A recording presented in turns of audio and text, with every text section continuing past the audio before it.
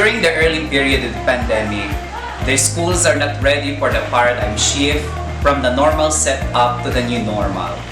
Even the teachers, school heads, and other educational leaders are not prepared to it. People in the community are afraid with the lockdown, community quarantine, and the threats of the COVID-19, especially the teachers might infect their families when they go home from. The DepEd is optimistic to the challenges brought by the pandemic. Hence, various learning modalities are used by different schools depending on their context or location. Some use modular learning, online learning, radio and TV-based instructions, and blended learning as part of the DepEd Basic Learning Continuity Plan.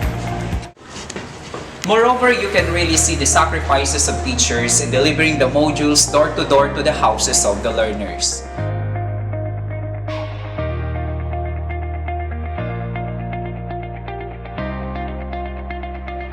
However, majority of the parents are not capable as home tutors of the learners due to lack of knowledge and skills as learning facilitators at home, or even busy with their works, which result to low transfer of learning.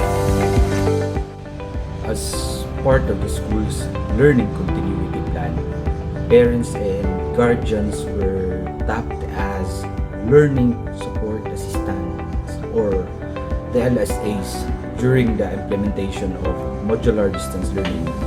But the challenge that we faced is their educational level, which greatly influence how they guide their children in learning. Although there are some parents and guardians who are capable of serving as home tutors, they lack the time due to their full-time employment.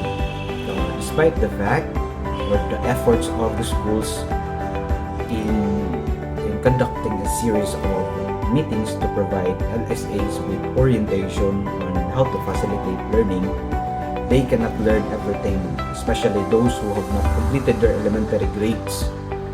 It is difficult to facilitate reading through modular learning because most parents do not know how to guide them in reading. As a result, there were a few identified non-readers during the conduct of the PhilErie, and some of the learners' reading level doesn't fit their expected reading level on current grade level. Majority of the parents in our area are not capable as home tutors of the learners due to lack of knowledge and education, which results of low transfer of learning. People factor is the most significant challenges we've met on the implementation of pure modular distance learning, specifically the members of the family of our learners. No members of the family can be considered as potential tutors, the main reason of which was the ability of the family members to teach the learner. They can't provide what they don't have because most of them they don't know how to read or write.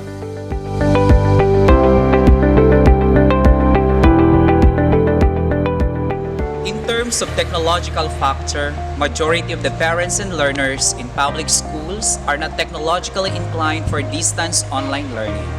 Majority of the learners in rural areas have no gadgets, no laptops, no internet connectivity, or even poor signal at home during online classes, especially in mountainous locations. Likewise, most of the public schools of DepEd have no accessible learning management system or virtual learning environment. Technology was crucial in the implementation of remote learning. The lack of gadgets, internet connectivity, and poor signal were the most common problems every school has. As a result, the school instituted printed modular learning. There were students who have access to internet and television, and the teachers were able to provide them with links to video lessons and learning activities that they could use to learn more. This is somewhat unfair to those who lack the necessary gadget and funds. But because the school cannot provide them, teachers have resorted to supplemental printed activities. Most of the learners in public schools have no gadgets, internet connectivity, and poor signals at home during online class.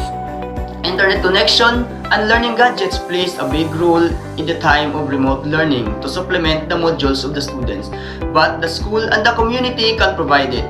Internet connection is not stable in our area since the barangay is located at the remote area of the province. There is no presence also of the structural building of the internet company. Learning gadgets also is not available both in school and at home. Even with the agency's constant encouragement to cope with technology integration in learning, while most teachers are getting the hang of it, some older teachers are having difficulty keeping up with technological advancement. When new technology is introduced to them, some do not understand how to use it effectively and as a result are skeptical of using technology to deliver learning effectively during the pandemic. Even before the pandemic, the DepEd Computerization Program or the DCP launched a series of seminar and training to assist the teachers in improving their ICT skills. However, the challenge is in changing teachers' perspective on the use of technology in the instruction, which does not end with seminars, trainings, and provision of technology, but rather with ensuring that technology is effectively integrated into teaching. In schools, we cannot deny the fact that there are still those teachers who are non-digital users. Majority of the old teachers are facing difficulties in conducting online-based teaching and designing digital learning materials. So, the younger and expert teachers in ICT teach and coach the non-digital teachers through peer coaching in schools. And it strengthens the collaboration, openness, and unity among teachers in schools.